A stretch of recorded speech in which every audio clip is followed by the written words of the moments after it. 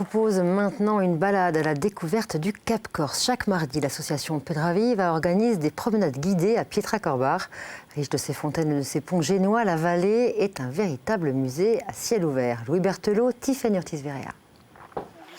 9h du matin, une dizaine de touristes avec sac à dos et chaussures de randonnée part découvrir Pietracorbar et ses environs.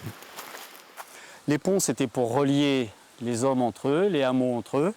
Frédéric, le guide, plonge nos promeneurs dans le passé. Ce passionné les mène sur de vieux sentiers, empruntés autrefois par les habitants pour se déplacer ou s'abreuver. Fontana di Uponte. Donc, deuxième moitié du 19e siècle, les fontaines ont été construites. L'eau arrivait dans le village à travers ces fontaines. Et les habitants d'ici s'en sont servis jusqu'à dans les années 50. On continue ?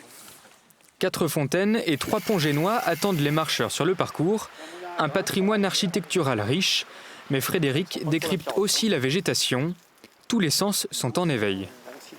Cette association l'œuvre pour faire connaître et pour embellir encore plus cette vallée et la faire connaître à travers des balades qui sont toutes différentes. Ces initiatives permettent aux gens qui sont là, qui nous entourent, aux touristes qui viennent, d'avoir une autre approche de la Corse, une autre approche du village. Pas simplement l'approche de la mer et du sable. Longue de 6 km, la visite guidée ravit les randonneurs. Chacun repart avec un détail en tête. Des plantes et des choses historiques du village. Des chemins que les enfants ils empruntaient pour aller à l'école ou des choses comme ça.